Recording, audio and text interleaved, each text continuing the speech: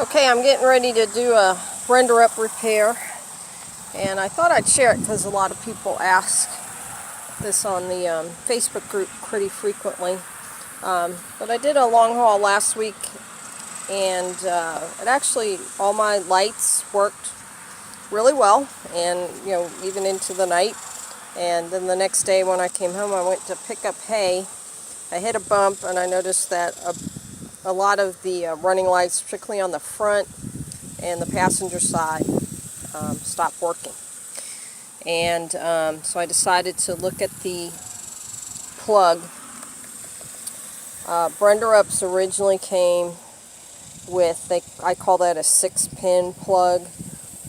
So I've always kept a 6-pin on it, and this is probably only the second one. The original one kind of flaked on me here about 5 years ago, and this was the replacement. I tow with a Chevy truck which has a 7-blade, and this would be the end that goes into the truck, and I use this adapter to plug into the truck. This particular adapter is kind of neat because it has little red lights on it, and if there is a wiring problem, those lights will light up accordingly, and it was doing it with this. However, what I've decided to do, since I almost never tow with anything that has a 6-pin anymore, I do have one car that I used to tow the Brenderups with that does have that, but I don't use it to tow anymore.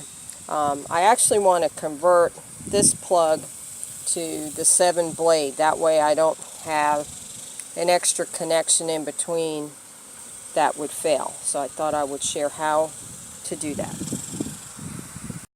Now, to remove the current plug, basically on this one, let's see if we can get it to focus a little bit.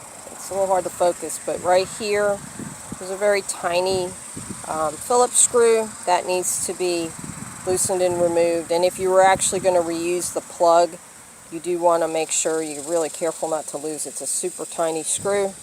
And then this screw basically goes into a clamp that clamps the wiring into the plug. So I'm going to remove those.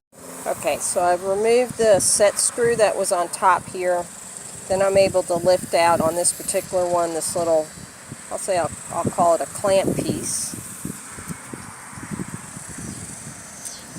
And I'll set that aside. And hopefully now we'll be able to see what's going on in here. And how these work is the cover will slide back. And as you can see, this is totally crispy. I'm guessing because I didn't wrap it with any electrical tape. Water was draining down into the end, and you can see that became totally crispy. That's be a good way to describe that. Really rusty. So I'm going to remove all the wiring and clean it up. I'll probably have to strip off the ends again, so I get some good ends that will connect correctly.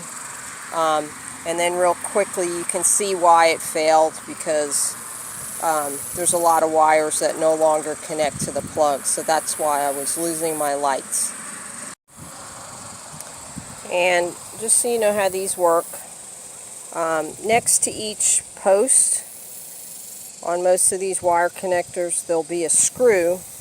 The screw tightens up on the wire that goes into the post, and then when you loosen the screw, the wire will come out. Now this one is so decayed that I'll probably just end up cutting the wires off. But in case you had one that was in good shape, or say you have one that's in good shape but you're just you have some lights that are disconnected, that would be how you would reconnect the wires. You would just put them in there. And then once again, this is a 6-pin plug.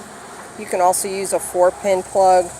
And when we look at the Brenderup wiring, we'll see that the red and blue are spares. So that's why you just see these kind of floating down here. They don't really go to anything. You just really need to connect the wires that do a job, and I'll show you the wiring diagram here in a bit. Okay, so I've cut the old connector off and slipped the body of the connector off the wiring. There's the old connector. It was so really bad rusty. The only way to really do it was just to cut I used a regular wire cutter and cut the wires off right at the connector. So you can see the red and the blue. I've put those to the side. This would be the black. That's brown. Brown right there. Black, brown, white, yellow, and green. And here's the new connector I'm going to use. Like I said, I'm just going to go right into a 7 blade. However, if you follow along, you'll see that how you could even also use a 4-pin plug or go back to a 6-pin. The way it's done is, kind of similar because you're going to only use the connections that you need. And on this one, you can see once again, similar setup. I'm going to remove this very tiny screw, and then the clamp and has a big set screw. I'm going to take that off and get it ready.